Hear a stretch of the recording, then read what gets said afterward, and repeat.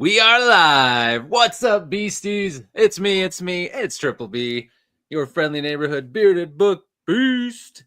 Welcome back to Beast Friends Forever. I've got an awesome guest, one I'm very excited to have here. We're going to have a great time, and that is my dude right here, Tom Orange. I know you're confused. You can't tell which is which. I'm wearing my orange shirt. How you doing, Tom? I'm doing good, man. How about yourself? I'm doing good, too. Thanks for coming on. I really appreciate it.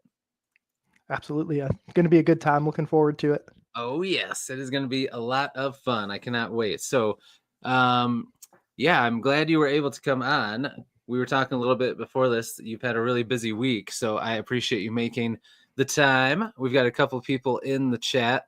I want to shout out Mr. Roro. Thanks for being here, my friend. And Alex is here. What's up, Alex? What's up, guys? All right. We'll let some people trickle in. So the first time that I got to chat with you on one of these types of things was when we did our Berserk thing. Yes. So that was a lot of fun. And I just remember thinking, like, man, Tom is so cool. I got to talk to him more. I don't know about that, but thank you. So I'm like, I got to get him on here so that we can chat. So I'm glad that you were able to come on. I've always loved your channel. Your channel is one that I watched from before I even started my own channel. But back before I started this, I watched BookTube a lot, but I was a lurker. You know, I just watched. I never commented. I never did anything. Yeah. So yeah, I was watching you for a long time, man. I've always loved your channel. I think you're very. Scary. There's some rough videos in the catalog, so I appreciate it. We all have those early ones we look back on and we're like, what the heck? Oh, yeah. But yeah, man, I just think you're super genuine, authentic, very nice. And you just have some cozy vibes when we watch your channel. So we appreciate it. Oh, thanks, man. I appreciate it. We got some more people coming in. Chris is here. The writing jester. Too much orange? Never. I agree, my friend. Good answer. Sarah Beth is here. Hello. Thanks for being here. And I think, all right, the bad mic guys. So this is, I don't know if I can reach it. I can't. my bookshelves, because of the summer we're gonna be moving, so I'm like organizing the storage room. The good news is though, I am my oldest daughter has been in college and she got an apartment with friends and hasn't really been here anyway, so we kind of moved out of the stuff of her room, and I'm gonna move all my setup here into an actual room, because this is nice. I'm in a storage room with the furnace right next to me, so that'll kick on and ruin my audio sometimes. Oh, yeah. And it's really cold, so I'm looking forward to going into a room. But anyway, two of my bookshelves are covered with a stack of stuff that my wife piled up when she was going through things. So anyway, Bad Mike Guy is an author. I don't know if he wants me to say it is or not, since he's got his YouTube name there, but I've got his book and it's awesome. So nice. Thanks for being here, man. That's a long way to tell you who that was. Foxing and Fiction is here. What is up, dude? Happy Thursday to you as well. All right, so he said I can tell. So I had on Beast Friends Forever, some of you might have seen, Zachary and Joshua Forbes were on, two brothers that wrote a book. And actually, I'm going to see if I can reach it, because I don't know if you've seen this, but this cover is sweet. And I need to show it off. Yeah, let's see it. Man, it's dangerous. I think I got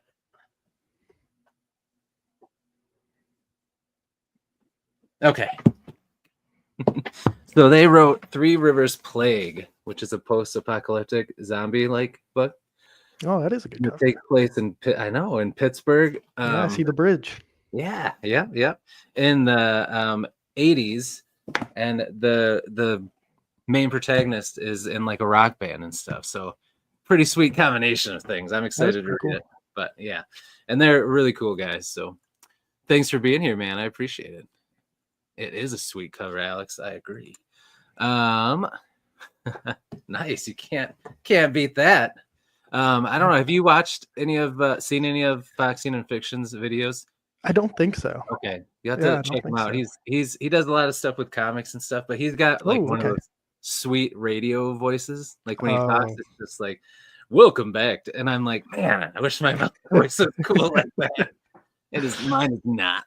Yeah, I could use a little comic content, honestly. Oh yeah. When I was in college, for right when the New 52 launched, Hmm. is kind of when I got into comics, which a lot of people would say is really unfortunate for me, because I Yeah. know a lot of people didn't like the New 52 and stuff. But Oh yeah. I have the whole Superman run Oh of the yeah. New Yeah. Yeah. 52, I have a lot of it too. and a bunch of some no full runs of anything else, but Superman whole New 52, and then Nice. I started collecting.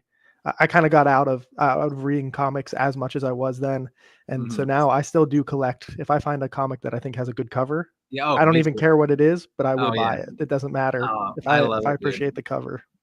I agree. I love going to like a comic store still once in a great while and just checking things out. Oh Yeah. yeah, yeah, absolutely. Oh, so cool. Yeah, I actually like the New 52 as well.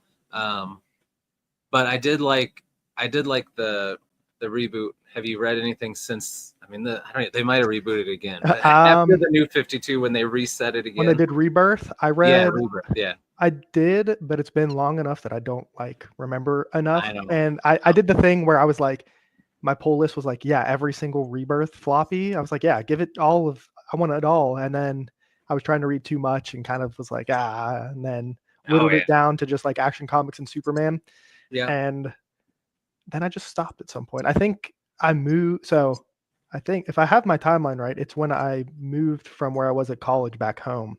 Oh, okay. And so I had an awesome relationship with my local comic book store where I was at school at. Oh yeah, yeah, And then when I came back home, I was like, I don't know. And I just kind of stopped. So yeah. yeah. Oh yeah, for sure. Yeah, I did the same thing. I was big into comics, and I had the same thing happen because I loved Superman and I loved Batman, and then I got into like all the Bat family. I mean, then you got all of a sudden I mean, you already have for just Superman and Batman. There's like 4 for each of them, and then you got Nightwing, you got Robin, you've got Red Hood, you've got Red Robin, I mean, Batgirl just keeps going. Yep. Yeah, exactly. So yeah, it adds up quick, and then you're like trying to keep up on 100 issues just in DC every month, and I don't know. Yeah, well, that's the funny thing. I never even really read any of the Marvel stuff at the time. Part of that was they were more expensive at the time. I don't know if the price is the same, but I think at the time, the Marvel stuff was like $2 more per floppy. Gosh, and I was like, do I really care? Like I've always been more of a DC guy growing up and everything. Oh, I yeah, think me those too. animated cartoons were probably the main reason. Yeah, exactly. Ah, and so so like good. I never was like overly invested into the Marvel stuff, even when the movies were coming out, like especially like that's like peak that time with the comics and everything. But at the time, I was already spending too much money on comics as somebody who was like an RA in college, and that's where I got money from, and I didn't get paid a lot. Oh man. And so, wasting money on comics already wasn't like the smartest thing for me to be doing, let alone an extra $2 for an issue. Yeah. So, oh yeah, for sure. Yeah. Oh, I could see you being an RA. I could see you being a really good RA. I was in a fraternity and an RA at the same time. Man. So I went to a very small college. Like there was there's like 1,100 people at that school. It's maybe a little bit bigger now, but when I was in there, it probably fluctuated between like 9 and 1,100 students. Oh wow! Okay, so yeah, really small. Yeah, not a very a big school at all. So then, were you the only RA? It's just one building, and you were the RA. No, funny enough, my senior year, I was like the head RA. So I was like, really? Yeah, oh, man. I was kind of like in charge of a lot of stuff by the time I was done being an RA. But it was a good time. Oh man, that's cool. Yeah. Timothy Wolf is here. What's up, Timothy? Thanks for being here. Another awesome author. Have you read his novella that's been making the rounds? The Whisper. Oh, gosh, Whisper that's. Hold on a sec. I'm just going to show you. Yeah. I always mess the title up, and I always feel bad. I would have been right. Whisper that replaced God. Have you seen that one? Oh, I have not. You gotta check it out because you like First Law, right? I haven't read it. You haven't read First Law? No. For some reason, I thought you had read the first The first trilogy. I've talked about it. First Law, just saying like I think I would like it, but it's one of those series that I just like push off over and over again. Where I'm like, I'm pretty sure I would like it, and because everything I hear about it, I'm like, yeah, that sounds great. Yeah. And then I just don't read it. Same thing with like Sun Eater. I've owned Empire of Silence since like forever. I'd have to double check, but like before like maybe even book 3 was out, I have owned. Wow, so you've had it a long time. I could have been so ahead of this curve. Yeah. And now I haven't even started it yet. Oh, dude. So yeah. Oh man. Well, there's just so many things. So many things. I mean, yeah. You've read some things that I wish I would have read. Like you've read all of Wheel of Time. Yes. I still haven't read Wheel of Time. I only read the first book, and that's it. Okay. So I'm jealous that you've gotten through that. I love the Wheel of Time. I know that's your favorite. That's my favorite. Yeah. So nice. It's one of those series that like it has its own unique flair to it. It's like, I totally, when anybody reads it and it's like I don't get why people like it as much, I'm like, I totally understand. But man, for me, it was like, because I'd listened to it on Audible, and every month, that would be what I spent a credit on. Yeah. And so like every month it was like a treat when I finally got back around to my Audible credit for the next Wheel of Time book. Yeah. Did you do them all on audio? Yeah. I would say 95+% of the stuff I read is actually audio. Yeah. That's good. Yeah. Do you do it a lot like when you're working and stuff, or are you able to just sit and relax and listen to an audiobook? So no, during work, no, not really. Okay. But what I do a lot is because I work like a technology job, it's a lot of sitting. And so when I'm not sitting, I walk a lot. Okay. And so listening to an audiobook is what I do when I walk. So if I'm at the gym doing cardio, I'm listening to it. If I'm driving, I'm listening to it. Nice. I don't really listen to music. I don't watch a whole lot of TV and stuff. So it all comes back to the audiobook. That's awesome, dude. And it came about because when I actually got my job and I was going into the office, I was trying to finish, is either A Dance of Dragons or A Feast for Crows.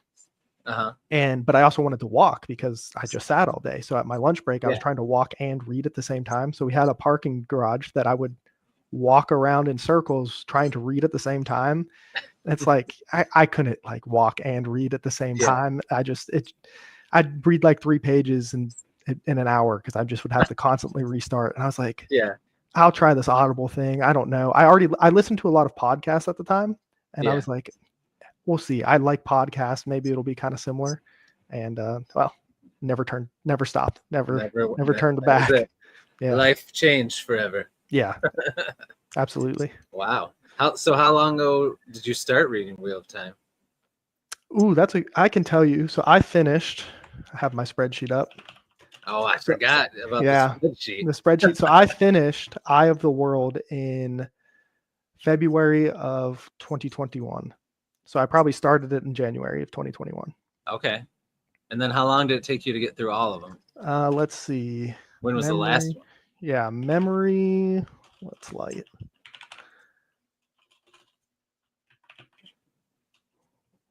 Where is it? Did I spell this book wrong? It's not coming up. It's not coming up. Oh no. The spreadsheet. The spreadsheet. Well, now I'm really worried. What else is missing? I know. Oh, there it is. Okay. I just can't type. So I finished. It took me about a year. I finished A Memory of Light on February. Year? You did all of them? I did. February 28th of 2022. I finished A Memory of Light. Dang. Did you read other things in between? Yeah. Dude. Yeah, it would normally be my impressive. One big long fantasy book every month, and then I would sneak in some other stuff. So how did you do? Hold on. I'm trying to think of this in my head. So if you read other stuff, you did that stuff audio too? Yep. So what was your process? This is very interesting to me. What was your process for mixing up and figuring out when you're going to read Wheel of Time versus the other stuff? Just like regular book? I don't remember 100%, but it probably revolved mostly around a credit. So whenever that credit came around, I probably bought Wheel of Time, and I don't listen to 2 books at a time. So okay. So you just, once you finished Wheel of Time, then you would read something else till you got the next credit. Okay. Pretty much, yeah. And I'm sure there were sales mixed in there too, where I was like stacking up on stuff. Yeah. You know how, I don't know if you use Audible much, but like they make it easy to buy stuff. I use it for my credit because I do same thing. I love to have an audiobook that I can listen to when I'm, when I can't sit down and read. But I can't. I have a hard time I can't sit in a chair and like listen. I start thinking of other things, or I start getting my phone and like get distracted. Asleep. Yeah, I'll fall asleep. But oh yeah, good. That's not just me. But if I'm doing something, like I'm always listening to an audiobook. Yeah, that's the way to go. All right, let's see. We got Tim is here. What's up, Tim? Thanks for being here. And John is here. Let's see. To the left, his right. Oh yes, that one. So this was my old bookshelf, and then I bought this one, and everything went from there to here, and then so you see all these papers up here. Oh yeah. Those are all like important like documents of my life that are just taking up bookshelf. I actually, funny enough, downstairs right now, I got a file, not even a cabinet, like a single file box today that is sitting downstairs, like waiting for me to clean this up. Put that stuff in. Yeah, but most of these books actually are my girlfriend's. Oh really? Yeah. So because all my stuff's on Audible. Oh yeah, I don't really buy physical books anymore. So like most of the stuff on this like is really old stuff that I've had since like child. Like these are the Twilight books. I've had these since I was in like middle school. Dang, I was wondering. I'm like, that kind of looks like the Twilight spine. Yeah. Oh man, that's awesome. Yeah, so those are the Twilight books back there, and like what else? Yeah, the Hunger Games, and then I forget exactly what this series is called, but this was like another childhood read. Like most of that stuff up there is older, and then the stuff that isn't is mostly gifts or the occasional thing that I will actually buy. Like the secret projects are down here. Oh, nice. Okay. So yeah. I was gonna say, I'm sure if they came out with some sweet special editions of Wheel of Time, you'd probably get them. Yeah, so I don't know if you saw Dragonsteel is apparently doing leather bounds of the. I did hear that. Yeah. So those are like, going to be. Them, huh? Yeah, those are going to be my Christmas gift for the next like 15 years because that's forever. Yeah. I would love to find all of the like original covers because as bad as they are, I love them. Oh yeah, I love them. And they're not easy to find. I know. I've been just getting them in mass market, trying to get them all in mass market paperback because hardcover. So hard to find them. Yeah, but they're so especially nice. With those covers. Like if you can find the newer ones, but so like there's a couple used bookshops that we'll go to because I could spend a bunch of money on books that I've already read that I just want on my shelf and get it. Yeah, but I'm just not. I can't justify. I just won't I won't do it. So it's so hard. Yeah. Books are it's so therapeutic, like buying a new book or getting something, but I know it gets out of hand real quick. Oh, it does. Yeah. And I'm traumatized from moving so much and having to carry books around, which I'm sure. Yeah. I'm about to experience that. Yeah. It's my one suggestion. You're going to be able to fit a lot more books in the box than you're going to want to carry. I know. Yeah. I got to think that through. I'm going to try to unhaul a lot of stuff because there's a lot of these books are like books I had from years ago that I just need to get rid of or that I haven't read, but yeah, I know it's a little insane. Yeah. Oh man, Jake popped in. Thanks, man. Hey, Jake. Gotta go to sleep. Come on, man. It's 8:45. I wish I could go to sleep at 8:45. I could. I'm a night owl, so am I. He's smarter than we are. Yeah, 100%. I get up at like 6 a.m. for work, and I still always stay up till at least midnight. Yep. My alarm goes off 6:55. Luckily, I don't have to commute anymore, which is great. Yeah, that's nice. That's nice. But even when I was driving to the office and same time, I'd get up at like 6 to get to the office and everything. Midnight was an early night. It still is. It's I hear you, man. Yeah.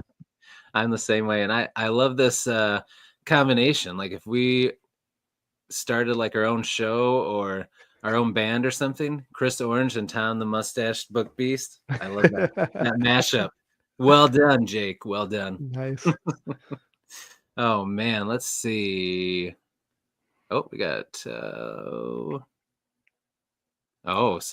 Beth unhauled the whole series in hardcover. Oh, That would be Had such a no idea. bummer. Had no idea Brando would finish this. You know, at that time, so obviously I'm much later to the fandom than that, but like I can like understand not wanting like an unfinished series just like taking up a lot of room, because it's not like those are small books. Yeah, that's a lot of big books. I agree. Yeah. That is very true. I probably would. Yeah, I could see how that could happen. Yeah. Ryan Skeffington's here. Pokemon Evolution. Oh, that's good. That's good. That is nice. That is a good one. You can see some of them. You can see some of them up there. Oh yeah. Oh yeah. I see them up there. Some buff Charizards. Oh, nice. Or Charmanders. Okay, so Pokemon. Yeah. Now you have those up there. So what? How long has your love for that gone back to? That goes, pretty far back. So Gen 2 is really, well, like I can remember. I'm sure I had like Generation 1 games, but I can't remember playing those first. Well, okay. It's really between like Crystal and Yellow, or like the first two. So, but I've played them all except for it was the one where it's not like a traditional Pokemon game. It came out a few years ago. Oh man, I can't remember what it's called. The one that where it was like in the past, it was supposed to be open world, like that newer one. Doesn't it start with an A? My son was really Arceus. Yeah, he was really into Pokemon, and he played them like every year. We'd get him the new game for Christmas and stuff. And I remember him playing that one. Yeah, that's the only one I haven't played. So I've played all the other mainline, at least one of them. I didn't always buy, but it's kind of a joke with me and some of my friends on. I get like the most recent Pokemon game is kind of a dumpster fire, and I complain so much about it, and they know that like day one I'm buying the next Pokemon game. Because I just can't help myself. Oh yeah, no, that's how it is. Yep. I mean, it is cool. It's pretty awesome. Oh yeah, I remember Pokemon Snap. Game in and out. Yep. I got that from my son, and I was like, "What the heck?" Oh, that's awesome. I saw that this morning. Yeah, that's right. I know. I'm waiting for it to come out so that I can. What's it called so I can jailbreak my son's old Nintendo Switch? But there you go. We still need the online thing, so we can't do that yet. What's up, Chance? Wasabi. What's up, man? What? You need to pass out too? What is going on with our friends, man? They're early birds. These early, yeah. Could not be me. No, I couldn't do it. Okay, so I want to before we get into anything, I have an important question for you. Okay. So I'm sure you've seen them before, but I don't know. Every day I do a question of the day. So I need to know what your answer would be to it. I'm going to ask you.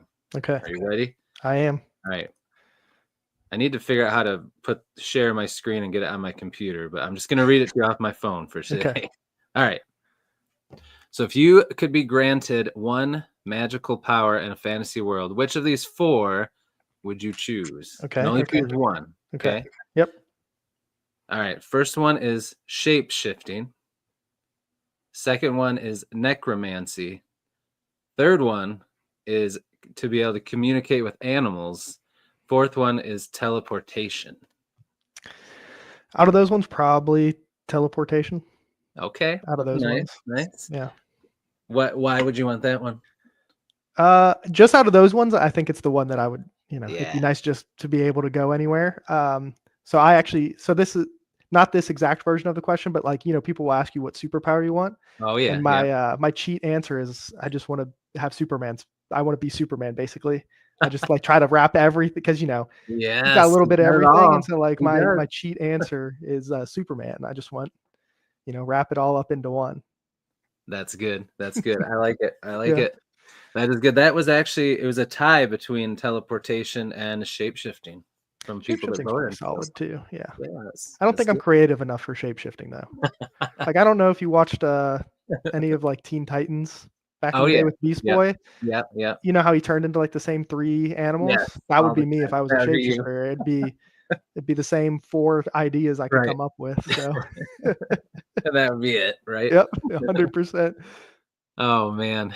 Well, this is pretty cool. Chance said, "Oh, that's the wrong one." Yeah, he's flying to MarsCon to meet Rocky on the morning. Oh, nice. That's pretty cool. Wish I was going there. All right, so get your sleep then, man. It's fair enough. You can sleep on the plane. You'll be fine. That's true. Avid Book Junkie, what's up, man? Thanks for being here. A new YouTuber to the scene. Everybody go check out his channel if you haven't yet. Let's see. Let me see. Anybody else new popping in? All right. Very cool. All right. So I have, so I don't get sidetracked. There's 2 things I've been dying to know that we need to talk about. Okay. All right. Let's do it. First up is the obvious one. Tell me all about orange. Tell me all about where the orange came from. Sure. Yeah. And the dedication to the shirt and everything. I need to know. Yeah. Okay. So if you want to go, so orange is my favorite color. I think that's probably a pretty obvious statement, right? And if you want to like do some like childhood psychology on why it's probably my favorite color is I think I have like fond memories of eating specifically orange popsicles when I would visit my grandparents. Okay. And so I think that's kind of where it probably started and then has evolved all the way through. The orange popsicle is the best. It is the best, exactly. And so I think that is where, like, if you want to like know why I think orange is my favorite color, that's like my theory. And then as far as when I was trying to come up with a channel name, I don't know. I couldn't really think of anything. I was trying to, think of something. And then I was like, I kind of thought it would be funny if I was just like a cartoon character and I always wore exactly the same thing. And so here we are. Brilliant, man. Yeah. That's kind of where it was. And then, I originally, I have plenty of orange stuff. Like if I like look around this room, there's orange gym bag, orange foam roller, orange water bottle, orange lantern flashlight thing. Like if I open that closet, there's like there's like some orange crates. Like it just expands and kind of goes a little crazy. I don't think as many adults are as like forward about like what my favorite color is as much as I am. Like it's a very like, I don't know why. It's a kind of a silly thing. But then, I had plenty of orange clothing, but then I was wearing it all while I was recording and then like putting it in the hamper and I was like, these are shirts I like. Yeah. And so I actually bought like this shirt. I bought like a 5-pack. This is just like a cheap 5-pack of orange shirts off Amazon. So now most of the time it's the same shirt now, even more to go with my cartoon character idea, but there's 5 of them. So they're at least clean when I'm recording stuff. That's good. It's not just the same. It's not just the same one over. You're not just sitting there recording like, yeah, exactly. Yeah. Oh man. Oh yeah, you just blew Fox and Fiction's mind. Wait, your whole wardrobe isn't orange? Oh yeah, you wear a different color once in a while, right? Yeah, I mean, if you search hard enough, there are some like vlog clips that I did in a video. I'll let people try to figure out what it is, and you can spot me in a non-orange shirt. And there are some I posted I think it was in some wrap up where I had gone on a vacation and I posted some like pictures and stuff where I had some other colors on. So there's evidence out there, but we try to kind of wipe those from the internet. It makes sense. Yeah. Oh man. Josh from Already Overbooked is here 2 times. Which one's the real one? I know. how can you never tell? Well, Ryan made a comment earlier that leads me to my next question. I thought it was pretty funny though. He said instead of taking off his glasses, Tom would rip off his mustache to turn into Superman. Yeah. So my next question is the mustache, the sweet stache. Yeah. Is that something you've always had, or is that something since BookTube? So not even if you go to like my earliest videos, I don't actually even have the mustache. Okay. So you can go see Babyface me if you want to go far enough. Right here. If you want to go far enough back. So the mustache started out as a joke. I had let my like facial, so I can't really grow a beard. This stubble looks kind of okay on camera, but to me in person, it's very patchy. I can't really actually grow facial hair out except for the mustache. And but I had let it grow out enough at one point where I shaved the mustache, and I actually did it because I thought my girlfriend was going to hate it, and I just thought it would be funny to like shave a mustache, come downstairs after, and just like act like I was gonna keep it. Yeah. And then she actually liked it. And she liked it. Oh yeah. We've all done that joke, and usually they don't like it. Yeah, exactly. And So it's kind of just stuck around since then. Oh my gosh, man. Who is this person? Yep. Who is that guy? Yeah. So That's amazing. Yeah. That's cool. So she was like, so the joke was on you because she was just like, I love it. Yeah, and I mean, I don't mind it. Yeah. I do like trim it and stuff.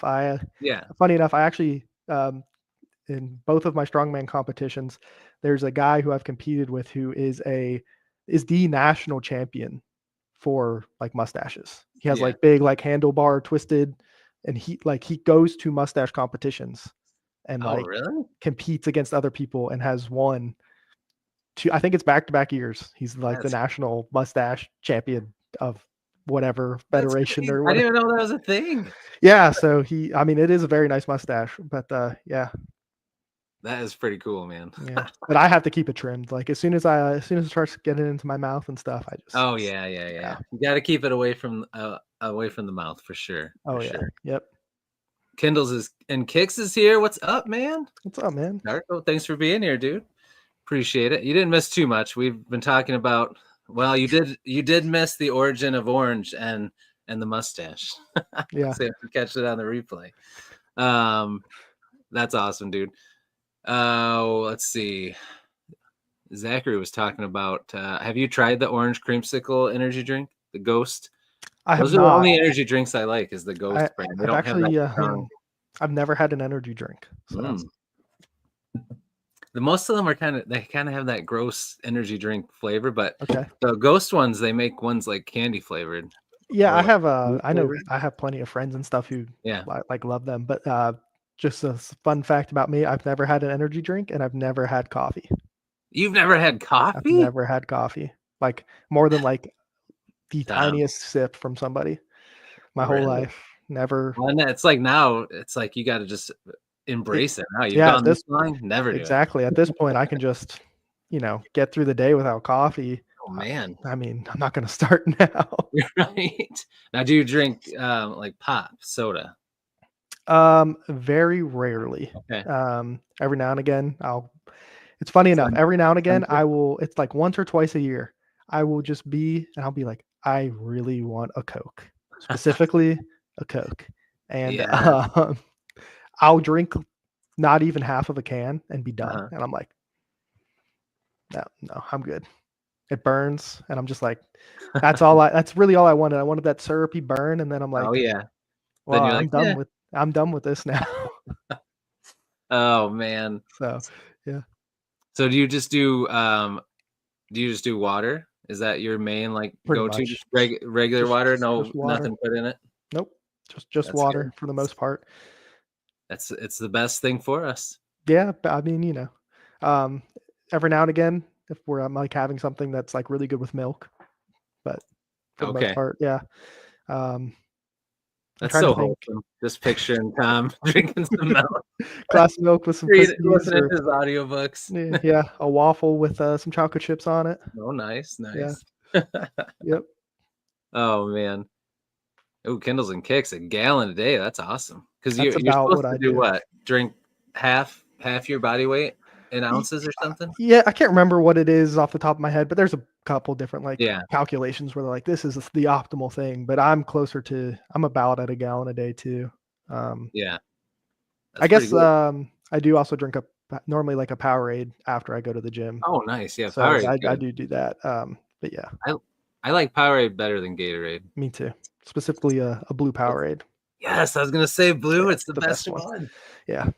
I had to have a grape one today, the purple one. Ooh, it was rough. Like normally I'm like excited because normally I'm like pretty thirsty when I get back from the gym, and I'm like, ooh, this Powerade's about to like hit the spot. And then I had a grape one today, and I was just like, ugh. Yes. Not good. No, exactly. Timothy agrees with us. Yeah. I said not orange Powerade. Now, orange Powerade lets us down a little bit. It does. It doesn't. You think it would taste like an orange popsicle, but it doesn't. It does not. No. Sarah Beth drinks a glass of milk every morning. That's awesome. Oh, nice. There you go. Thanks, John. We do have a great rapport, don't we?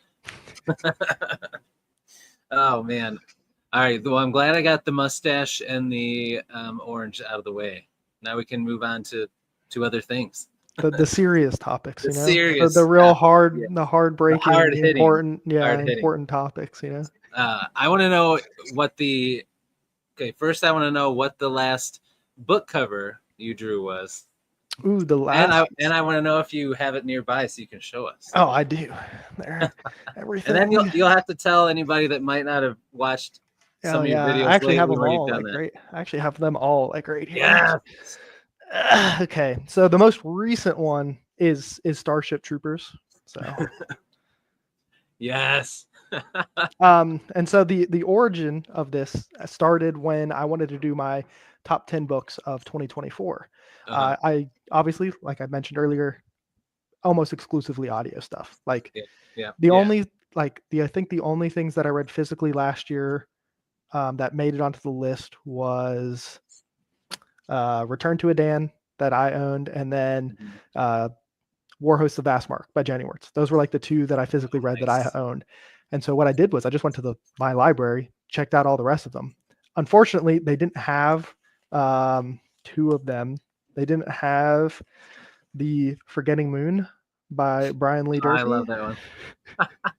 You probably can't read my horrible handwriting. And then they also didn't have all the Pretty Horses by Cormac McCarthy. So they didn't have either of those books. I was like, I'll just draw it. I mean, I was like, it'll be funny. I'll make a joke out of it. And then, brilliant. Yeah, I thought it was funny. And I was like, well, I'm just going to do it for all the books I read this year now. Yeah. So let's see. We have from this year so far, we have Foster. And obviously I'm trying to make it a joke, right? This is from the TV show Foster's Home for Imaginary Friends. Yes, I was like, nothing. I recognize that. Yeah, what is that? Has nothing to do with the book, but I don't know. I thought it was funny. So I leaned into that. And then you have The Edge of Tomorrow. Yes. Yeah. I saw that one. That's good. Yep. And then this one, I couldn't. It's hard to come up with a good one for We Used to Live Here. Just people literally kind of copying it out. And then Starship Troopers. Yeah. I love it. Thank you. Beautiful. 10 months to know how much you charge and if you accept monthly payments. That's been the going joke has been Broken Binding's gonna contract me out to do their next cover or the next. You're gonna be the next cover. Jeff Brown, right? Yeah, exactly. So, yeah, but no, that has actually been fun because, like, I'll think of something and I'm like, this is really dumb. Like the Starship Troopers one is like really dumb, but it's funny to me. Oh, heck it's like such like it's just like such a random thing that I came up with, and most people seem like they like it. They think it's funny, and they kind of get what I'm going for with this. Like, I'm not trying to be like an overly serious like professional reviewer. Like we're here to have like a good time and talk about book, you know. So I think it just kind of fits with everything. So this time at the end of the year, I'll just have all my own covers for the most part. That's awesome, man. Yeah. That's good. And you know what? As someone that does that and sometimes has to put the image up and editing and all that, I hate that. So I love when I can hold a book up. So kudos to you. That's brilliant. I've still been putting in the real cover after because especially when I make one that's like such a joke, like the Foster one. Yeah, you want people to see that actual cover. Yeah, and then also my handwriting is just very poor, so like I do want people to be able. That's true. You want them to find the book. Yeah, because I mean that's fair. I do sometimes forget to say like an author's name or something when I'm talking about. So I do want to at least like represent it properly, but I don't know. I think it's fun. So yeah, that's awesome, man. Very cool. Well, speaking of BookTube, tell me a little bit about how you found BookTube and how and when you decided to start your own channel. Yeah, so I actually remember it very specifically. There is a channel that is not book related at all. It's Super Carlson Brothers. They did at the time. They did a lot of Harry Potter content, and you know, love Harry Potter, right? Yeah. All kinds of Harry Potter, like theories, quizzes, you know, all the basic stuff that you can think of or something like that. And Murphy Napier at the time was doing her reread / re-reviewing of all of the Harry Potter stuff. Oh, nice. And so that was a recommended video for me at the time. And so that was like my first introduction to anything kind of book related. Okay. And I'm trying to I remember that specifically.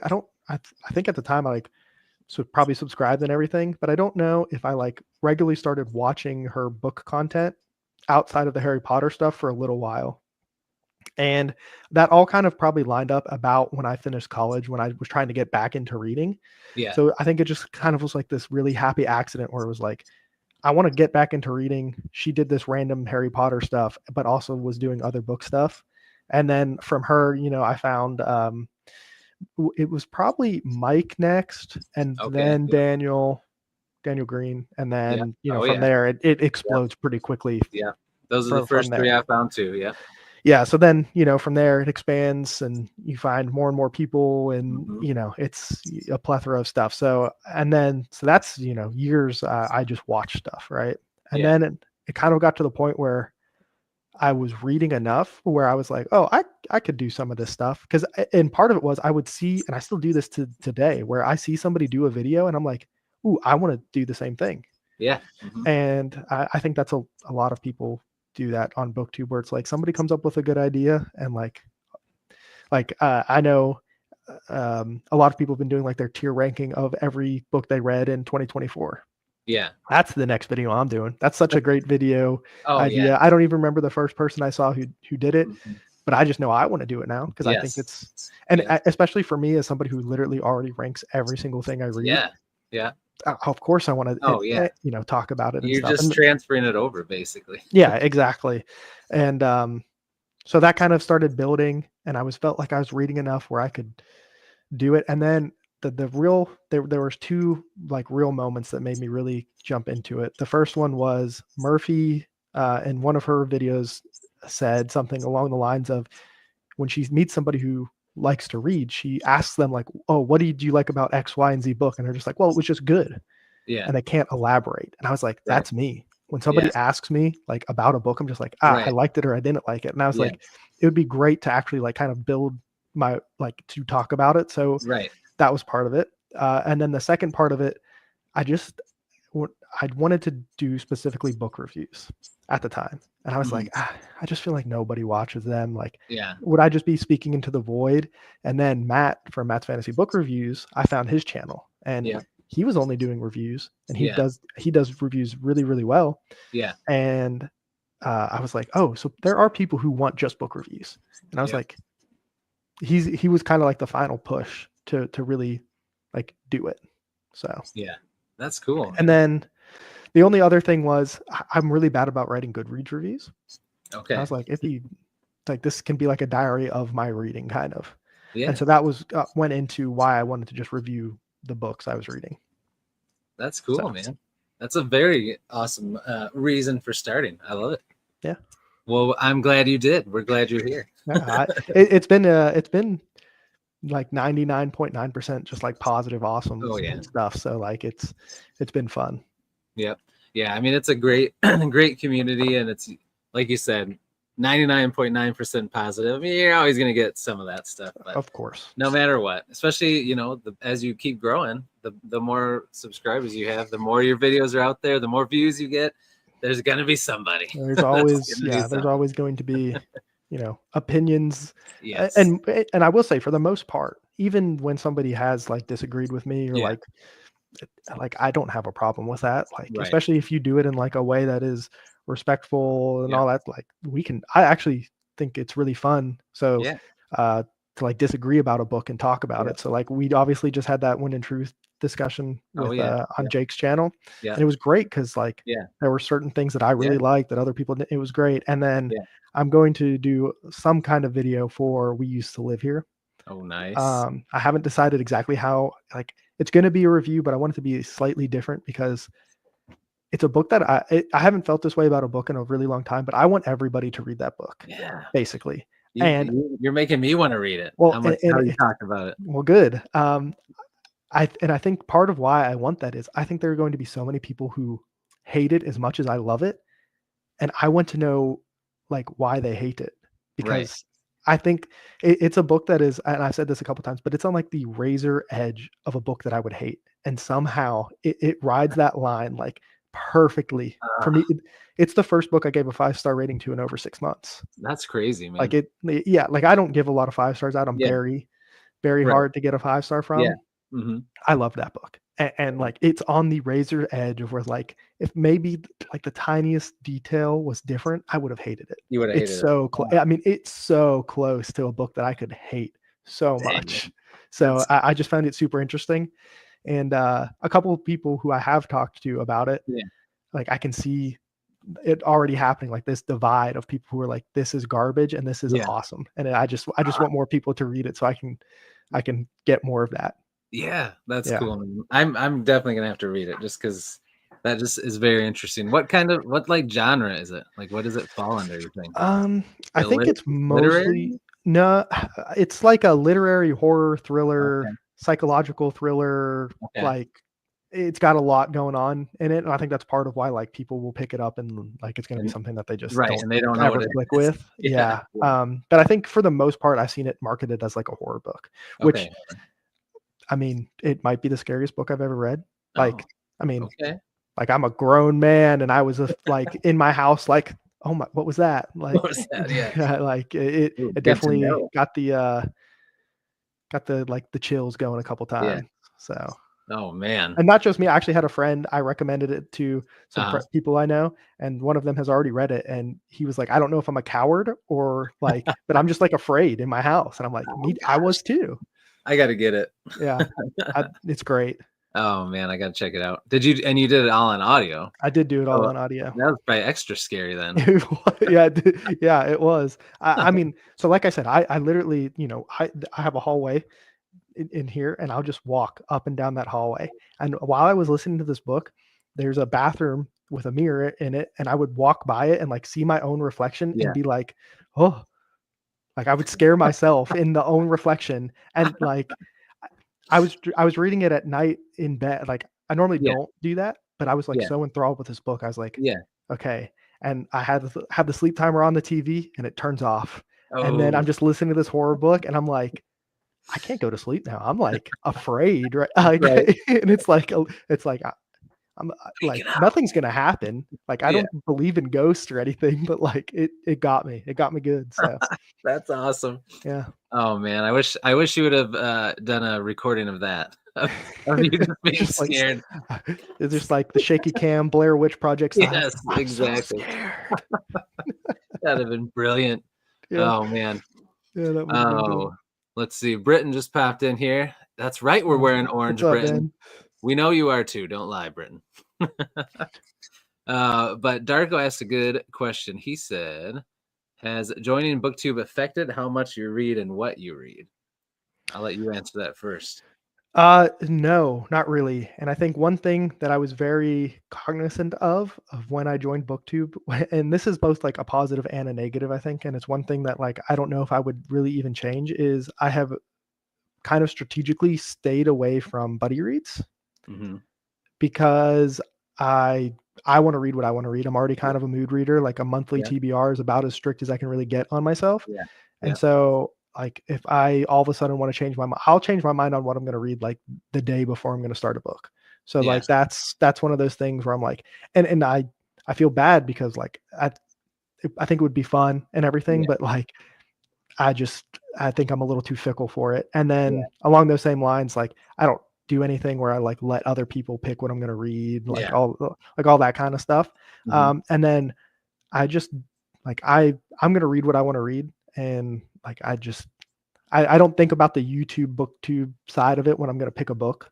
I just read what I want to read. And so like that's something that I like was like very adamant about when I started, so that I could make sure I read what I wanted to read. That's good, man. That's a good way to be. I would agree with that on the reading what I want to read part. I guess this finding BookTube has made me want to read so many more things and find out about so many more things. But I do feel like though, since I started BookTube, I think I read a little less because like having 4 kids and a full-time job, the time that I used to just have all this time to read, well, not all this time, but the little bit of time I had after my kids went to bed to read, well, now half of that time I'm doing this stuff, which I love, but I do feel like I actually it's a bad combo because I'm finding out about more books and wanting to read more, but I have actually less time to read now. Yeah. So it ebbs and flows. That's life, right? Yeah, it is. And one thing I have been like a little bit better about since I started BookTube, I think, is I do watch like a little bit less TV. Not that I ever was like a huge TV watcher before. And then I think it helps me be less on my phone and like wasting time on stuff like that. And so I think I might actually read a little bit more. That's good.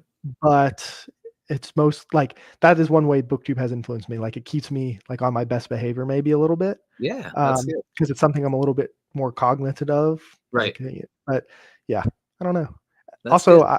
I really like don't accept arcs and that kind of stuff either, which I think is like I feel bad because and like anybody who reaches out to me, I always tell them like, hey, I'm more than happy to like bring this up. I normally do it in my monthly wrap ups and stuff. I'm like, I'll be more than happy to talk about it. Like, I don't even like, you don't even have to send me it. If you reach out to me, I will be like, hey, I'll talk about it. But like, I turn down almost every single like thing that somebody's like, hey, can I send you this? And I'm just like, yeah, because I don't have like a PO box or anything that you can just like mindlessly send something to me. I actually have to do a little bit of work. So I do feel bad because like I'm sure they get shot down all the time. So I do try to lighten that blow a little bit with like I'll at least talk about it. You know, shout it out and all that kind of stuff. But that's been one other thing that like I think could influence me, but I haven't. I think I've only accepted one arc maybe, and that was actually from a publisher.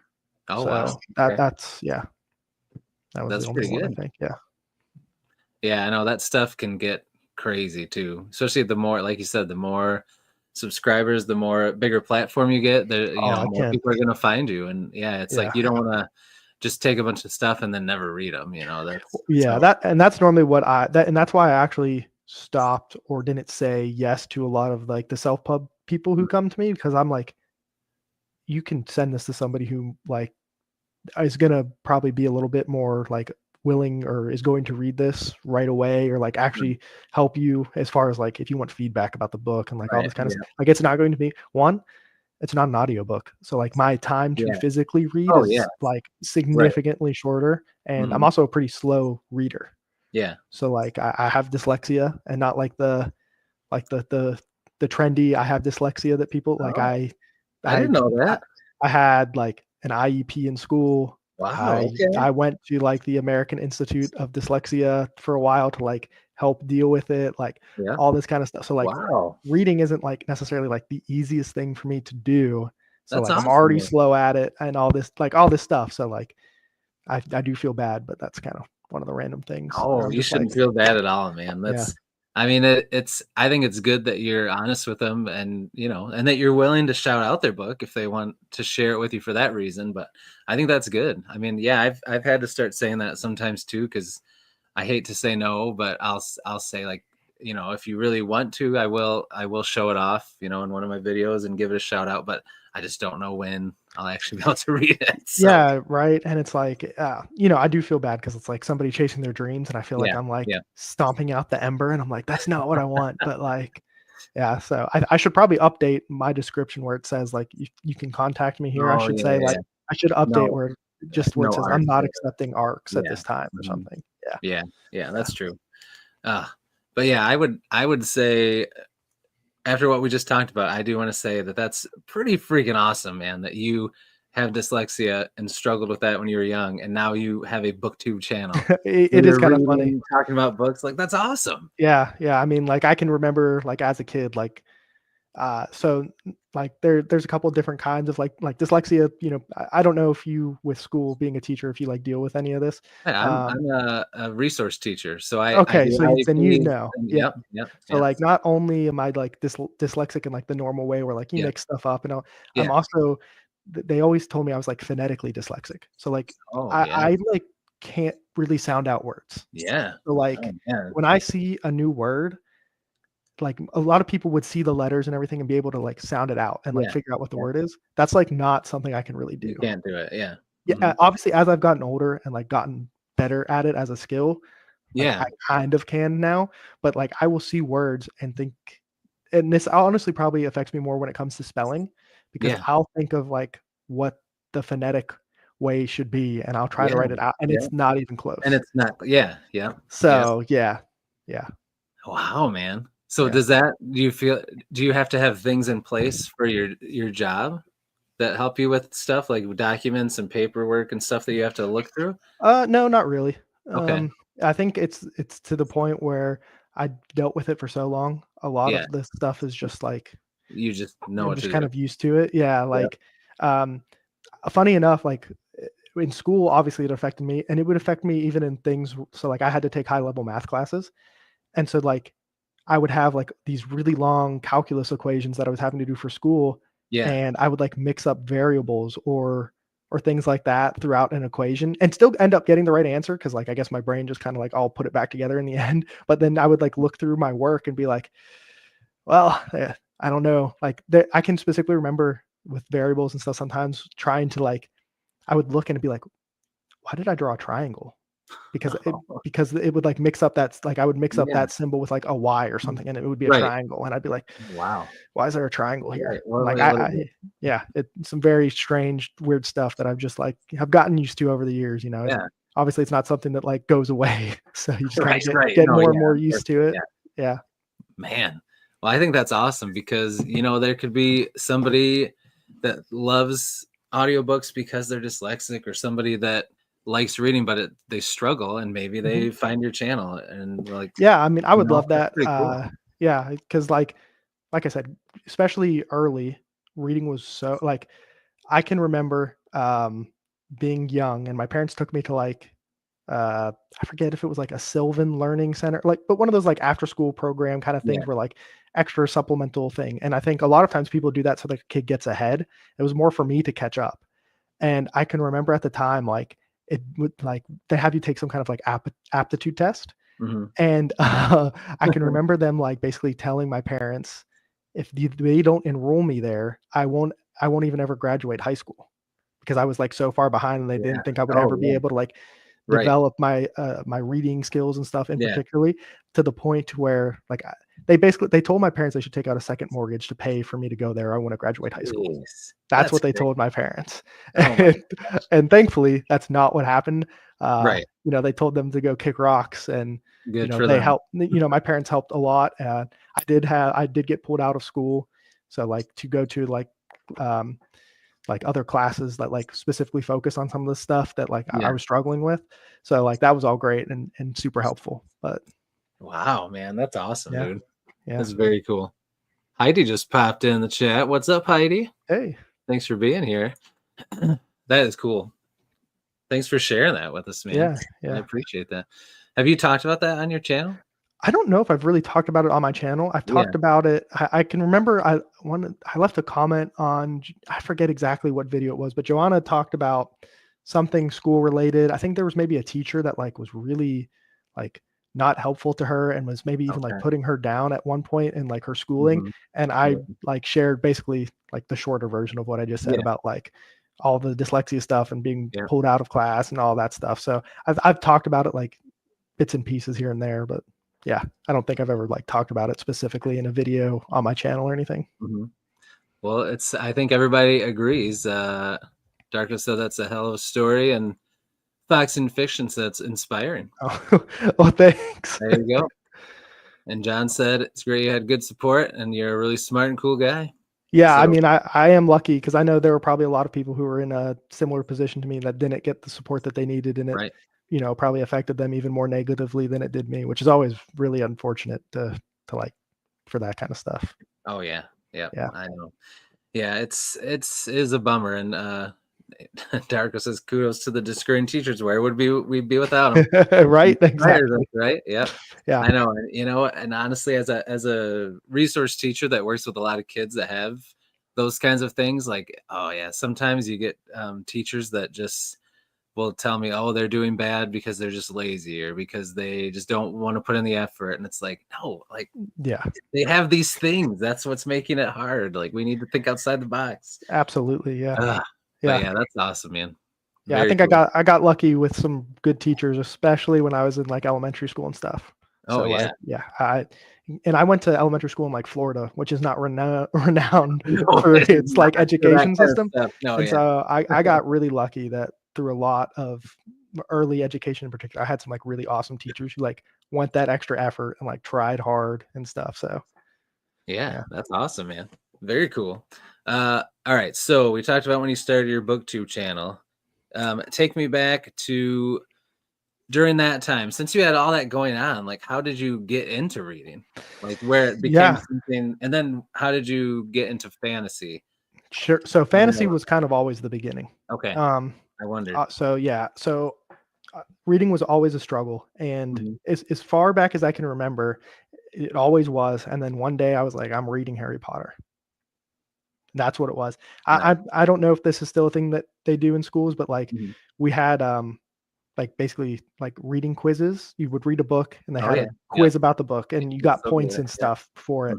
So like obviously I had that, and so like that was probably the starting of where like I had to do it. Like it was part of school. So like I had to do it. And then I can remember one day sitting down and being like, I'm going to read Harry Potter. I don't know. I can't remember if I had watched the movies or like had just heard so many people talking about it, or if there were kids in my class who were reading it. And I was like, I'm going to read it. And so like I remember sitting down and just like starting to read Harry Potter, fell in love with it, you know, binged. And then obviously my parents were super supportive. If like I was reading, they were like, oh, you want a book? Right now, let's go to Borders and get a book. Yeah, exactly. Yeah, right. Borders of all places. Awesome. And so they were always like, yeah, if I like, they would buy me books, all that kind of stuff. So reading, and then I think Harry Potter, you know, I just loved it so much. I was like, well, there's probably more of this. And so I just kind of, even from a young age, even with it being difficult, even with it taking way longer than a lot of people would take to like read a book, I still just did it because I still enjoyed it. And so that kind of grew and grew and grew. And I read more and more things and different kinds of things all the way through high school. And then like a lot of people went to college, kind of stopped reading for college. Yeah. Not that I wasn't reading. I read a lot of stuff that like I probably would have rather have not. Exactly. Like a lot of people. So like my degree's in computer science. So like I didn't read or write a whole lot for computers. Well, we wrote code and stuff, but like not like reading and writing like English. Not papers and all. But I have a minor in religion and philosophy as well. Oh, okay. So for those classes, you had to read a lot of interesting things. I had to read and write a decent amount. Obviously, it was a minor, so it was like the level and the depth of the classes weren't like that crazy or anything. So I did a lot of that, and then when I graduated, I hadn't finished reading Game of Thrones, and that's what was like. I even brought, it was a Feast of Crows. I can remember now. I had brought a Feast of Crows to college with me to read, and like I was like I was like a little chunk into it for the entire 4 years or so that I was in college, because I had read, because I can remember when the TV show came out, I had already read up to when the Red Wedding happened. So like I remember knowing people like coming into school, because I didn't watch the show until like 2 years ago. Oh wow! But I can remember people coming into school and being like, oh my God, the craziest thing just happened. And I can remember being kind of a smug idiot and being like, let me guess, and saying exactly what happened, because you did. Because you know, why not? I was a dumb high school kid. And but yeah, so it was a Feast of Crows, and I was like, I'm gonna get back into reading. And then that's kind of where it all picked back up. And then funny enough, I have a list of everything I've read since then till now, and it's all ranked. And so I have it all.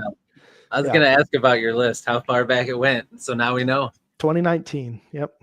Yeah, that is awesome. That's so cool, man. Yeah. Boxing and Fiction is heading out. Thanks for being here, man. Yeah. We appreciate it. All right. So we have already been chatting for an hour. It flew by. I can stay on a little longer, but I want to be gracious with your time. So do you want to stay on for a bit, or you got to No, I'm good. We can keep going. All right. I know we're both night owls, so yeah, right. We're good. So we talked about books and reading and how you got into it. I am curious, because of the struggles that you face with reading and writing, have you ever thought of trying to use like any kind of technology to maybe write your own book, or is that something you're just not interested in anyway? You know, I every now and again I'll have like the slightest idea of like, oh, that would maybe be a cool thing, but like, no, not really. Yeah. You know, not really.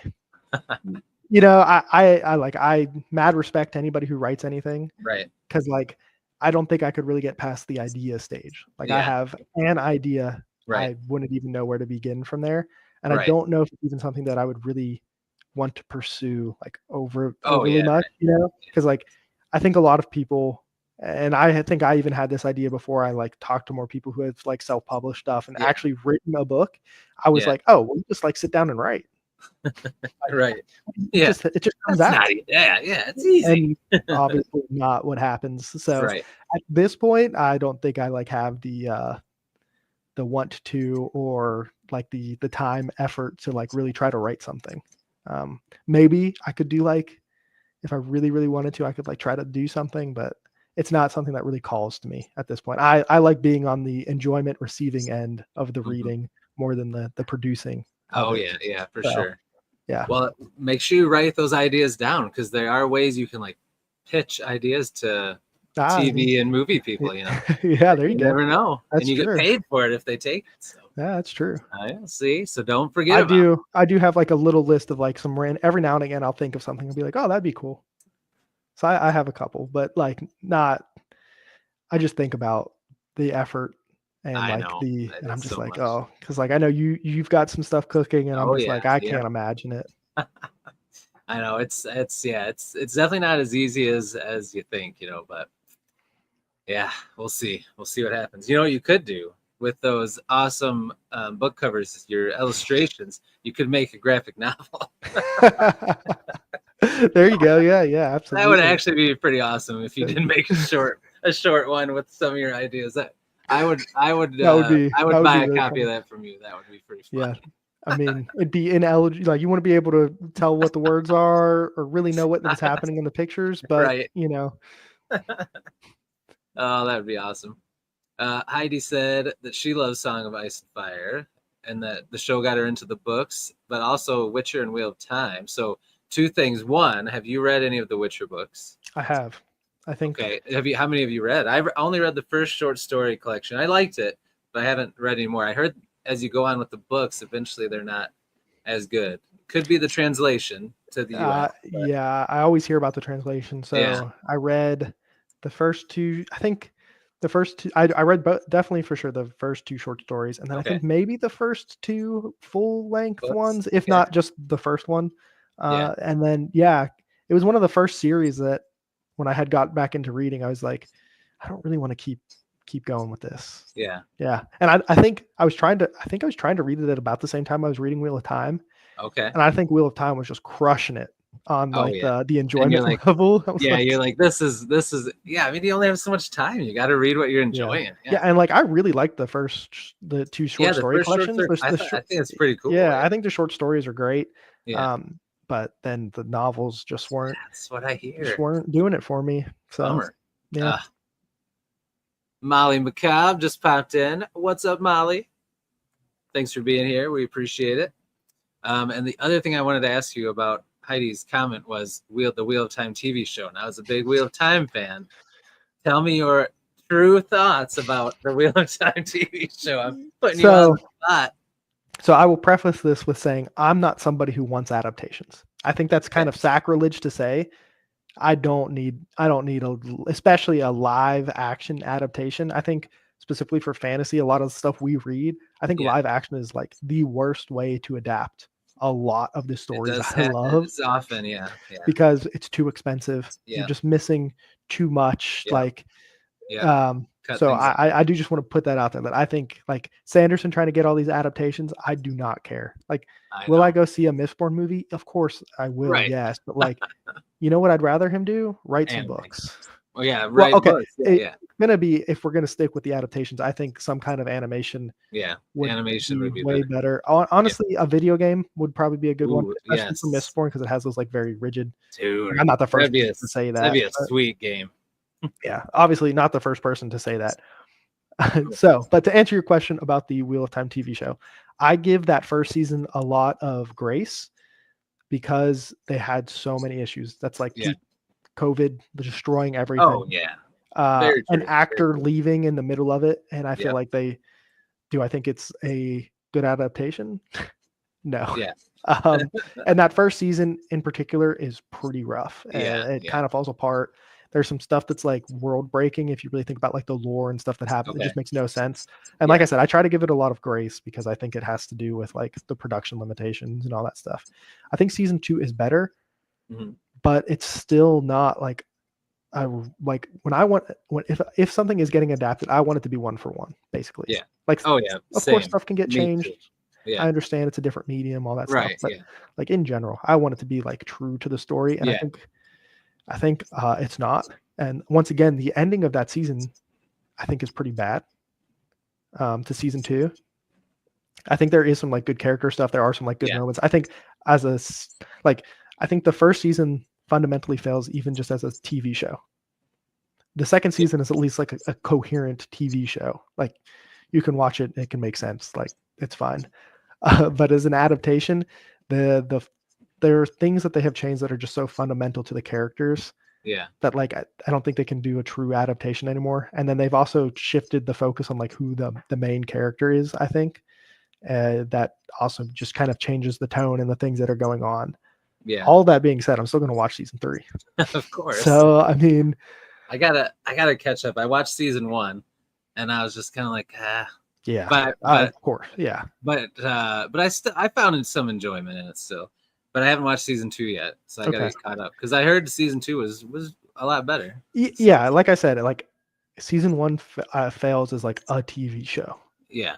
And I'll definitely keep watching it because like my girlfriend's probably never going to read Wheel of Time. She reads fantasy, but like not only fantasy, but like that's a big commitment for her. And I don't even know if she'd really enjoy it anyway. Right. But like at least we kind of get to experience it together if we're watching the TV show, and it gives me an excuse to talk about it to her and her want to like lore dump basically like what's going on. Yeah, right. Yeah, that's true. Which I had to do a lot specifically in the first season. Oh, I bet you had to do a lot of that.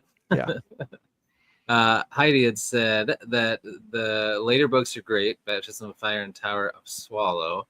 Okay. But then she's giving me a little rib here because she said Lady of the Lake is the only bad one. It's 100 times better than ACOTAR because in my weekly wrap up I did, I talked about how in February, just for fun, I'm gonna try out some popular romantasy books, like A Crown of Thorns and Roses and Fourth Wing. I'm reading Fourth. Me and my girlfriend and I are going to read Fourth Wing in February, so that's on the TBR. So, all right, good. Well, then you and me will have someone else to talk to about it. Yeah, I'm a little nervous. Like, I don't think it's going to be something that like I love, but I'm hoping it's at least like a fine book. Yeah, like, even if it's not like something that like I like really that you have to hate read or something. Yeah. So I mean, that's going to definitely be one I get from the library, and like, okay, let's do this. Yes. I don't know if Timothy Wolf is in the chat still or not, but he's going to read A Court of Thorns and Roses with me. We're going to experience that together too. There you go. He wants to do the same thing. Boom. See, it's not just me. Yeah, I mean, and Fourth Wing was the one that I was more okay with because it's going to be a trilogy. So like, even if she wants like, I'm more than willing to read at least these books with her. Yeah. So like, but at least it's only it has way more and novellas and so man, that's awesome. So yeah, that's cool. When are you reading that? Later in the month or earlier in the month? That's a good question. I don't know. Because I'm currently reading The Blackest Heart by Brian Lee Durfee now. I want to read his trilogy so bad. So I'm not super far into it. So I might just pick it up right after I read that one. I'll probably try to line it up with when she's gonna read it, so we can kind of talk about it as we go. We're probably gonna make a video about it together. Yeah. So that'll be fun. Awesome. But she's about to finish Mistborn Era 1 because she's reading Hero of Ages right now. That's cool. So you're gonna have to talk a lot to her after. Yeah, I think we're gonna probably do a video about that as well. So that's cool, man. Yeah, it'll be fun to talk about the trilogy as a whole with her. Oh, that's so because like I've really tried. She'll like ask me some questions here or there, and I basically will ignore. I just like won't answer because I'm like, I don't want to accidentally lead you into anything. I want you to try to like experience this as freely. And every now and again, I'm sure I say something probably that's a little bit too much, and I should. That's kind of a leading thing, but like I want her to just like read it, and if she likes it, she likes it. Which I think for the most part she has. So, yeah, that's good. That's good. Yeah. That's really cool. My wife does like to read, but she reads a lot of like she loves World War II era like kind of stories. She loves more of like the rom-com type books, which is good. But she just doesn't like fantasy stuff. Not watching it. She doesn't want to watch the superhero movies. Star Wars, Lord of the Rings. She's like, that all looks boring. I'm like, oh, well, how did I end up with you? Yeah, my girlfriend's going through like trying to watch all the Marvel movies right now. So like, which she's awesome. Watched. She's like obviously rewatching a bunch of them because she's seen them, but she's doing that and the shows and everything to like have it all. Oh man, it's such a big picture. Yeah, that's cool. Yeah. I'm excited about. Did you ever watch the Daredevil show when it was on Netflix? No, because that's the trailer for that came out the other day. They're bringing it back with Marvel actually doing it now, so it's going to be on Disney Plus sometime this spring or something. But that should be pretty good. I kind of jumped off, so I didn't watch any of the Netflix Marvel stuff, and then I watched all of the movies until Endgame. And then Endgame, I was like, it's not going to get any better than this. That was the best time to hop off because other than the Spider-Man movies and Guardians of the Galaxy, I will say I love both. I didn't watch any of them. The only thing I watched after that, I think, was just Scarlet Witch. I did watch that TV show and it was good. And that almost got me to keep watching stuff. And I forget what the next thing that came out after that, but I think I heard maybe some more negative things. And I was like, oh yeah. I was like, no, I'm right. Endgame is it is. It is. It was peak. It was, yeah. It was so good, man. And what like that was Infinity War and Endgame. Like what a cool like pop culture thing to experience and be a part of, Yeah, I mean that's so like cool. Yeah, my parents got to watch Star Wars when it came out, but like this is like the equivalent for us, like our Star Wars. And the fact that like I think I did time it right. Now I am slightly worried that as I start to do some of the like Fantastic Four kind of stuff, I'm gonna want to get back into it because I do like that. I think there's some really cool stuff that they could do there. I know X-Men, Fantastic Four. Yeah, like all that. Like, I know. I feel like it's gonna get good again. Exactly. Hopefully. So I'm like, maybe I'll get sucked back in, and maybe I'll just skip everything in between and don't watch it. I mean, yeah. There's probably I don't know. I'd have to think about what's worth watching because. Yeah, I mean, I watched it all for a while, and then like the last year or two, I haven't watched as much. So it's unfortunate because I jumped off there, but on a high note, right? I did it not because I watched something and it was bad enough to make me want to stop. Right. Unlike Star Wars, that like broke me, and I'm just like, I'm done. I refuse. I refuse to watch any more Star Wars stuff. I know. It's such a bummer. And like it was Boba Fett that did it to me. I know. It's so disappointing. It was so bad. It was so bad. Mandalorian, that first season of Mandalorian was good. It was great. I was all in. And then they made Boba Fett look like it was going to be sweet, but yeah. So now I'm just like, I don't care what happens. I'm done. Right. You're just done. Yep. Which is sad because I do like so much of the Star Wars stuff. Oh yeah, like me too. So much of it is so great, and then I just kept. It was like bad after bad after bad. I know. And, it was. Yeah. So I know. It's unfortunate. It is. I need to ask you something that Darko asked back up here. He's asked if you were doing Malazan. How do you say it? Malazan or Malazan? I say both. Okay, good. I say both ways. I do too. I say both, and I'm like, dang it, I'm saying it two ways. Yeah, I just roll with it. Whatever way it comes out of my mouth that time. Right. That's I'm saying it. Yep. Yes, I am doing the audio for it. Yep. Nice. Yeah. I'm not sure if I've done the first three. Okay, you did do the first three. Okay. Yeah, I did the first three, and I'm curious on if I didn't do it on audio. If I most of the time I say I wouldn't have a different experience. Mm-hmm. I do wonder sometimes with that series in particular, just because sometimes it's a lot easier to like go back and forth between stuff to check on some things. If maybe that is one that like the audiobook isn't the actual best experience, but I would never read it if I did it physically, probably. Like, I mean, it took me, I think I have a video on my channel when I finished Ships of Merior by Janie Wertz. It's the second book in Wars of Light and Shadow. Oh, I wondered which number that was. Yeah. Yeah, it's the second one. Okay. And I think it took me like, I think this is even the video title. It's like, it took me 276 days to read that book. And it's not because I didn't like it. I really liked that book. Yeah, like, it's great. Like, yeah. It's just, if I read physically, it's normally right before bed. Right. And I fall asleep like 15 minutes into reading, yeah. which means I read in a normal book like 15, 20 pages. In a Jenny Wertz books, it means I read like 3 pages. Yeah. And that's not a knock on her books. It just, no, it's her like, and it is funny. I can get into a flow with her writing where I do kind of speed back up, which is great. But true. Like doing it right before I go to bed, like is not like the best way to get into that state. So that's true. That's not the best combo, right? Yeah. So like trying to do like, I wouldn't be anywhere close. So I had originally planned on maybe doing House of Chains in February, which is the 4th book. So we'll see if that happens or not. Part of it will depend on what else I'm reading. That'll be a nice mix with Fourth Wing. Exactly. Yeah. Right. Well, because I am reading the 4th book in Wars of Light and Shadow right now too. Oh, nice. I'm reading Fugitive Prince right now. Okay. So I'm reading the first one, and it's good. It's very good. I really liked specifically like the first 30-ish% of that book, and like the last like 20% of that. Like the ending to that book, I think is amazing. Okay, good to know. Good to know. Yeah. So nice. Yeah, I'm in that first 30%. I'm probably just about 30% through it, and I've been loving it. So now you're telling me it's gonna dip. Is that what you're telling me? So I mean, I think it dipped just a little bit, but I don't think it's not bad. It's not bad. It's just like the things that I so good. Yeah. And the things that like I remember specifically about that book are the beginning and the end. And there's like there's some crazy stuff that happens in the middle too. So like to say I don't remember it is not entirely true, but like the bookends are what like stick with me. Okay.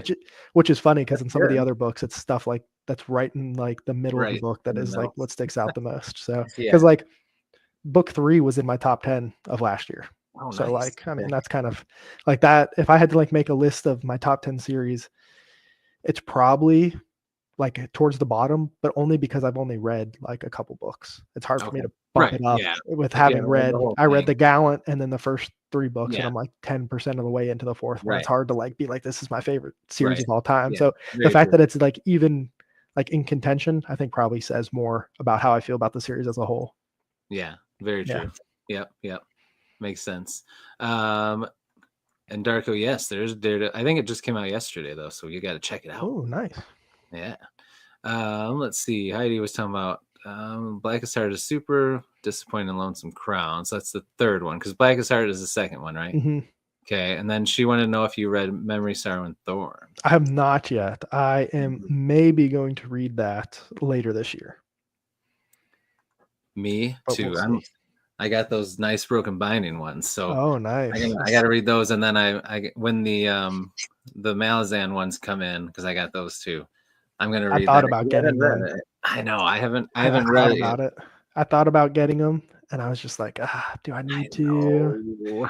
But they're so cool looking. They are. The art that they just released for the 4th book, I'm like, oh my god, that's so cool. I know because I told myself I was only gonna get the first 3 of those, and then I'll just buy whatever for the rest if I want. If I like it, but now I'm like, but it looks so good, and then it'll match the other ones. Of course, you gotta match the shells and everything. I know, right? So do you have plans on when you're going to start it or not yet? For Malazan, Gardens of the Moon. Probably I don't know when they're gonna come in. I haven't got them yet.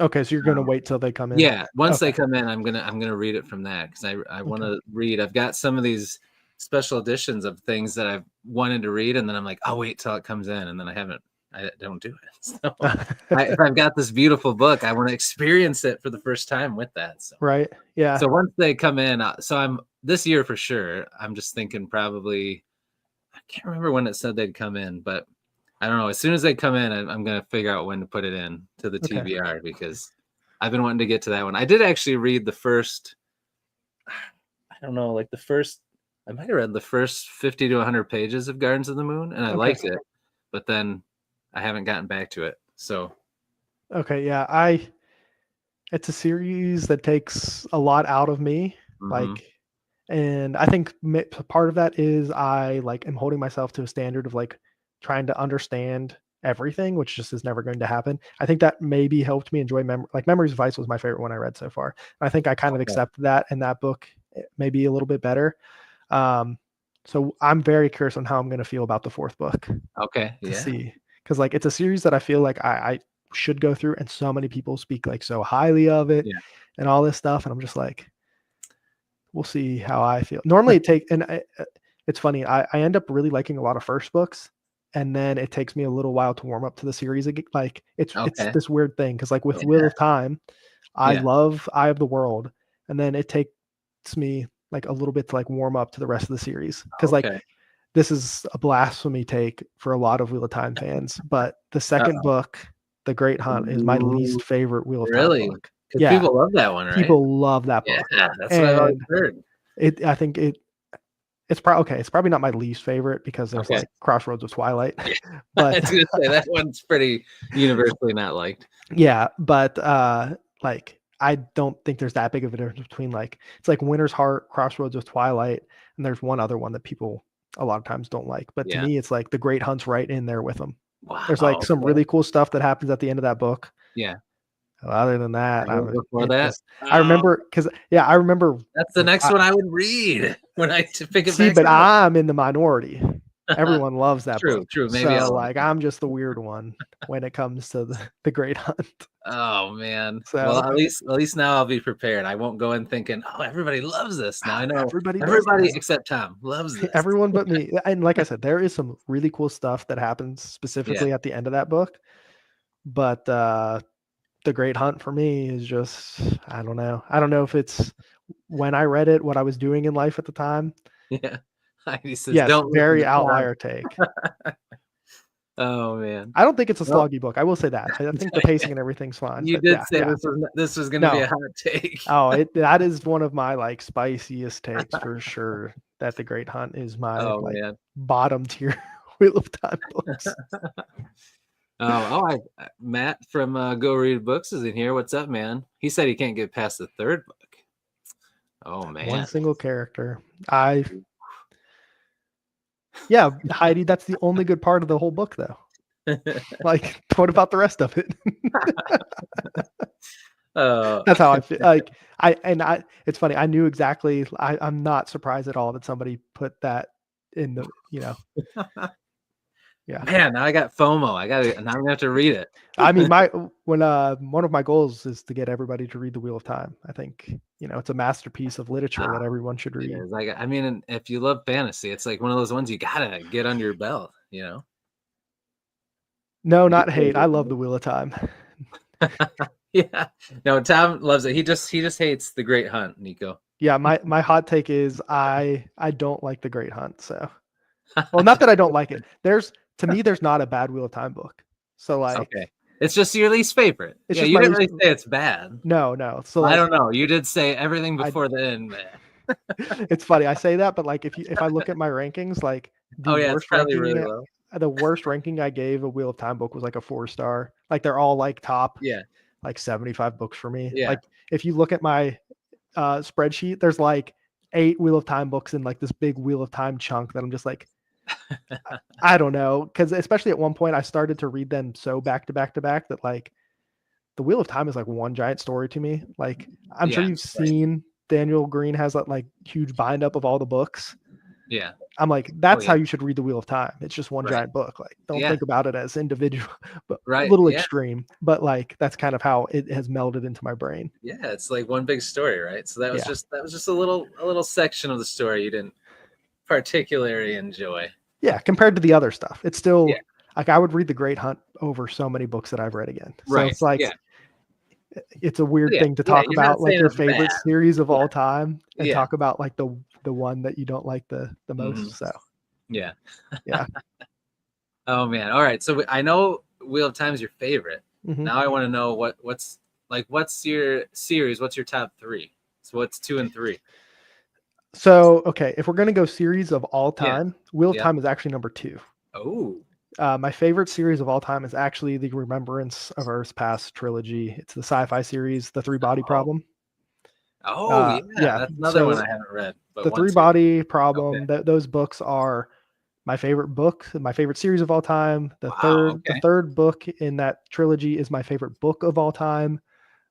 So yeah, that's kind of where that one stacks up. And then Wheel of Time, number one fantasy for sure. Yeah. And Yeah. then it's, right behind that trilogy. Third place, I don't actually know off the top of my head. Ooh, That's a making you good think about question. that. Because like I have like the first one comes to mind is there's a trilogy. It's called the Aurelian Cycle.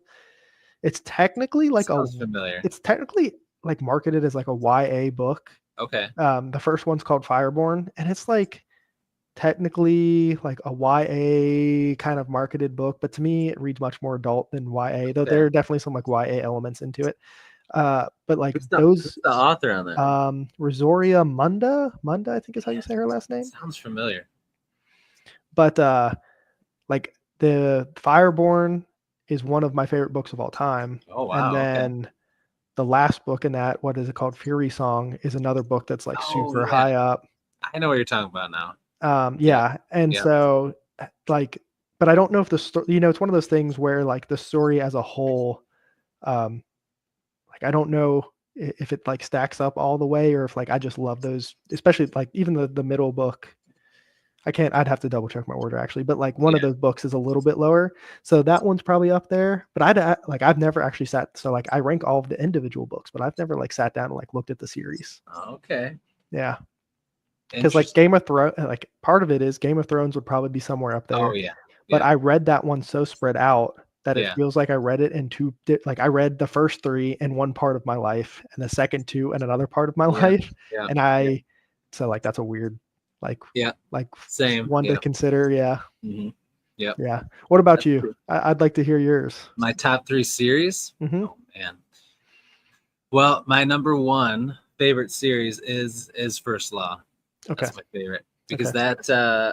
that got me back into reading after I had not read for a really long time. I mean, I've read a little bit here and there, but not really for a long time. And then my second favorite is Red Rising. I read Okay. those both around the same time. I found like the first books and loved them and binged both series.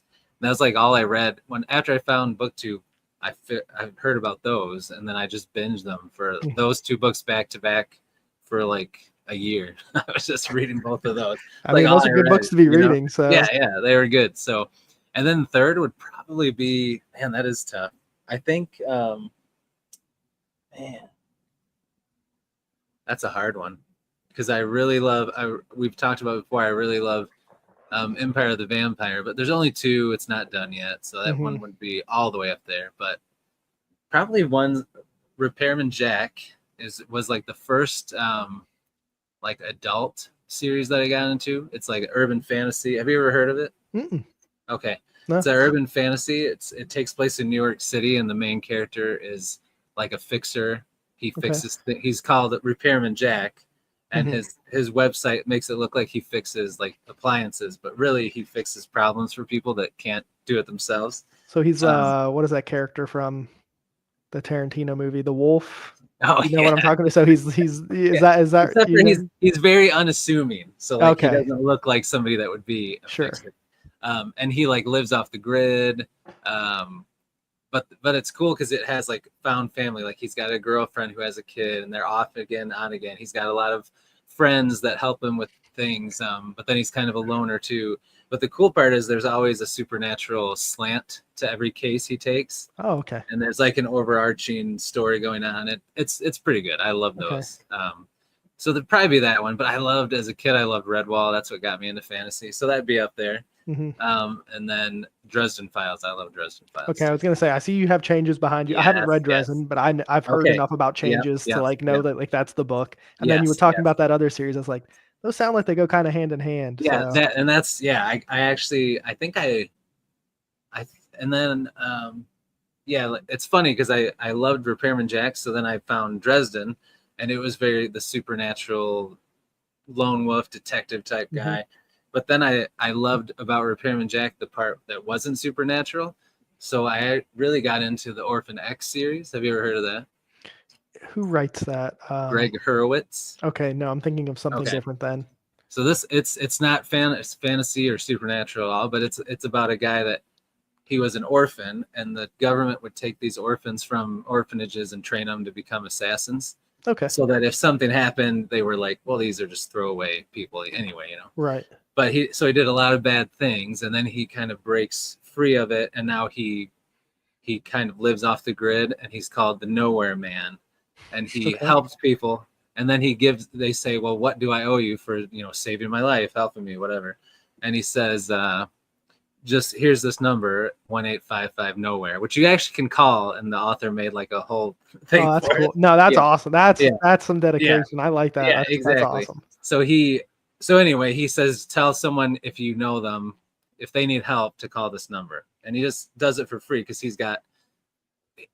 like kind of like stole some money from the government program when he broke free. So he's like set up.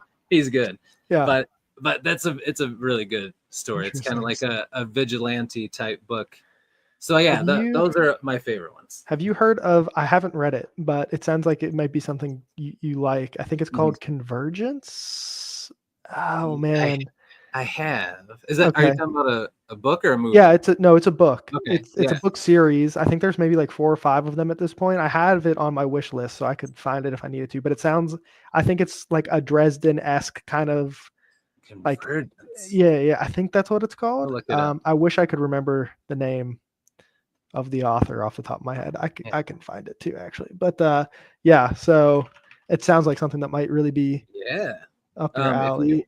If you do check out Dresden, I do plan on it. Don't judge it too harshly by the first books. I still think they're good, but that is what I always hear. They're a little schlocky, a little bit, you know. See, but that's like I read all the James Bond books. It's like Conversions. You know, those are convert you. Yeah, I know what you're talking about. I actually have them on the first couple on ebook because I was like, oh, this reminds me of Dresden, but I've never read them. But I do have them. Yeah. Okay. Yeah. Yeah. But yeah, like I read the James Bond books. They have like this slight air of seriousness to them, but like they also like there's some silly stuff that they just are. Oh yeah. But for sure. Yeah. But I mean, this eventually it gets pretty heavy and it's really good. I really enjoy it. It's a lot. Yeah. It's good. You should check it out someday. Yeah, Dresden specifically has been one of those series where I always hear about it, and then I'm like, I get super close to reading it, and then I'm like, we'll see. Because I think it would be a really good series for in between some of like the bigger stuff I read. Yeah. For sure. Which I do like to have one of those series. It might. So like I own all the Cradle books. So Cradle might actually be that one right now because he gave them all away for free. Yeah. At one point, and so I was like, I'm gonna take my free book. Of course. Same. I did too. And funny enough, I haven't read any of Cradle, but he has another series that I'm like current on. It's his like it's called The Last Horizon. Is that the one with the first one's the space wizard or what's it called? It's called The Captain. The Captain, that's what it is. It's like the titles are it's like The Captain, The Engineer, The Knight. Yes. Or the first 3. I don't know. Hopefully the 4th one comes out soonish. Okay. And you like them? Oh yeah, they're fun. I mean, like, are they like the greatest gift to literature ever? No, but like it's a lot of fun. They're kind of silly and zany and that's fun. You want to talk about sci-fantasy? It's legit. It's legitimately like if you've seen the cover, he has a wand and a space. Like yes, it looks awesome. You know, yeah. Oh, that's cool. Yeah, I'll have to check those out too because I thought those looked fun. Yeah, they're great because they're short. Like they don't. Yeah. They don't take a lot of brain power or anything, but like there's like some good stuff in there, some good like character stuff, and like it's fun. It's pretty inventive. Mm-hmm. Yeah, that's cool. That is pretty awesome. Shoot, that's what I was gonna tell you. Since you're an audio guy, definitely check out Dresden because I actually did them all in audio, and they got me into audiobooks. Because did you ever watch Buffy the Vampire Slayer? Yes, me and last year. Okay, I forget if it was last year or the year before. My girlfriend and I watched all of Buffy and loved it, and so I do know that he's the audio narrator for. He does such a good job, man. I'm sure. And it's you. He doesn't sound, British at all. So it's like you're just so used to that Spike voice, right? it threw me off. I didn't even know it was him till I saw it on something. I'm like, what? That's him? Yeah. He does a great job. I've heard he kills it, and so I'm yes. that's that. Obviously, I will definitely be doing it on the audio front. Oh yeah, it's awesome. They're good. Let's see. Jeez, it's after 10. Is it? Oh man, yeah, it is. I know, man. This has been so much fun. I do have to get my kids to bed because absolutely my wife does not put them to bed. She'll just be like, they're fine. They'll be up soon. And then my kids will be up too late. And then I get up in the morning and then they'll be tears. Oh, I'm sure. I can't even imagine, man. Oh man, I know. Do you guys have any pets or anything? Dogs, cats? No. Nope. I'm fighting the good fight. No pets. You are no responsibilities outside yourself and her. That's awesome. Yeah, I mean, I grew up with like dogs, and so like I love dogs. When we go to my parents, they have dogs and everything. So like I absolutely love them, but I'm holding out. That's what I always say. I'm holding out. I'm fighting the good fight of not having to take care of any animals right now. So that's good, man. Enjoy it. For now, it's a losing battle. I give up ground every day, but like I'll hold on for as long as I can. It's gonna happen. Someday we're gonna see a dog with a little orange shirt on. Exactly. Yep. On your videos. It's gonna happen. Well, thanks so much, man. This has been a blast. We'll have to do it again. This is awesome. Yeah, I appreciate it. Everybody in the chat, you guys were awesome. Thanks for being here. Thanks for being a lively, awesome chat. And everybody have a great night. And I will be back on Saturday at 12 p.m. Beast Friends Forever. I'm having Abel Montero on, who has a booktube channel, and he has a book coming out.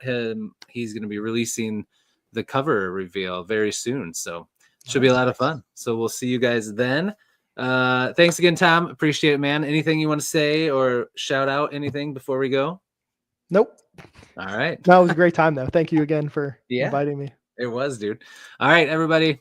Have a great night. Until I see you in the next one, as we always say, devour your TBRs, be brave, be beautiful to one another, and be beastly. We'll see you, everybody. Have a good night. See ya.